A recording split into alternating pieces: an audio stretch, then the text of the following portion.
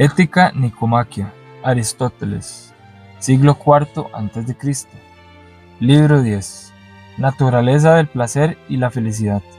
Este último libro se divide en 8 apartados que se desglosarán a continuación. Apartado número 1. Importancia ética del placer. Diversas opiniones. El placer y el dolor son sometidos a la virtud moral. Temas ya discutidos en cierto momento en libros anteriores y que por su particularidad son muy difusos, puesto que es complicado establecer un placer o un dolor general.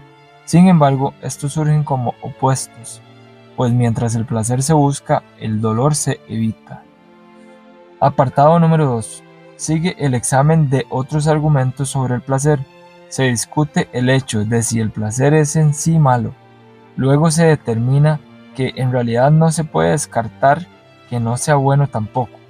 A lo largo de las distintas opiniones tocadas se concluye que el placer no es un bien en sí mismo, ni tampoco puede decirse que todos los placeres son deseables, pues no todos los placeres son iguales, por esto particulares. Y además se evidencia que algunos son mejores que otros, pues proceden de fuentes distintas y alcanzan metas y fines distintos. Apartado número 3. Opinión del autor sobre la naturaleza del placer.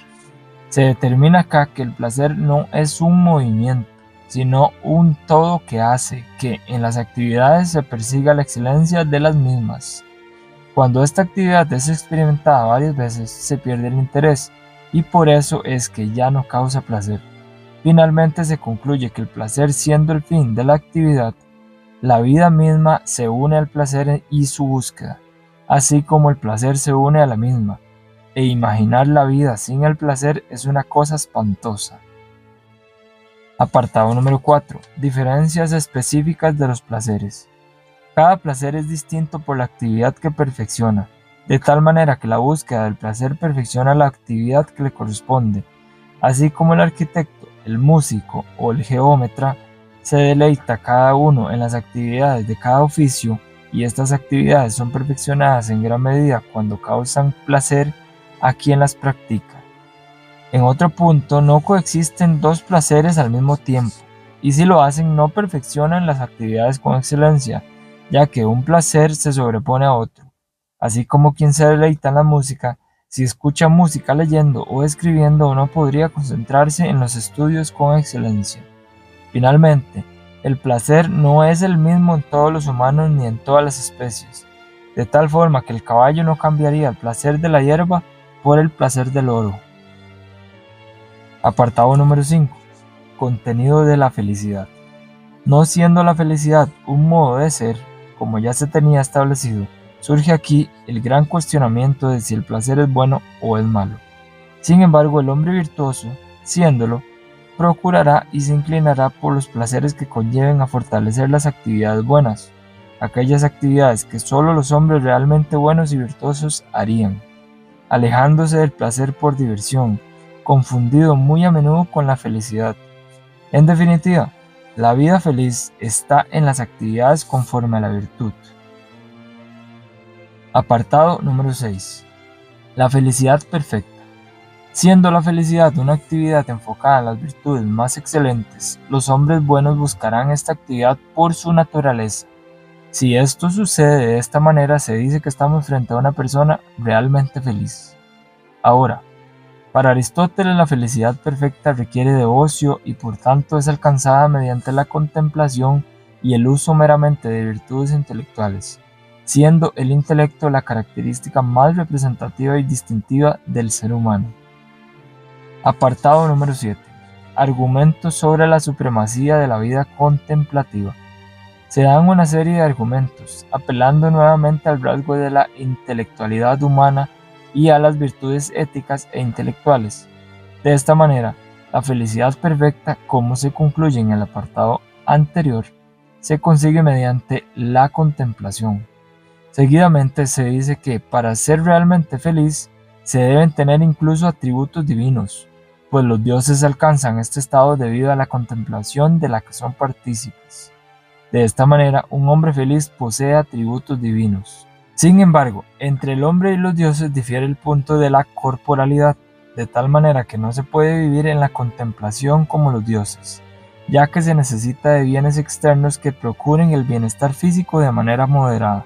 Por lo tanto, siendo la contemplación una característica del hombre virtuoso, entonces será asimismo un hombre sabio, y por esto, a su vez, será por consecuencia el más feliz de entre todos los hombres, y el favorito de entre los dioses.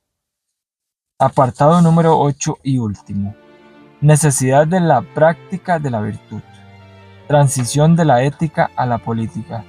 El fortalecimiento de las virtudes no se consigue, sino es con la práctica constante de las virtudes que conllevan a un hombre a ser bueno.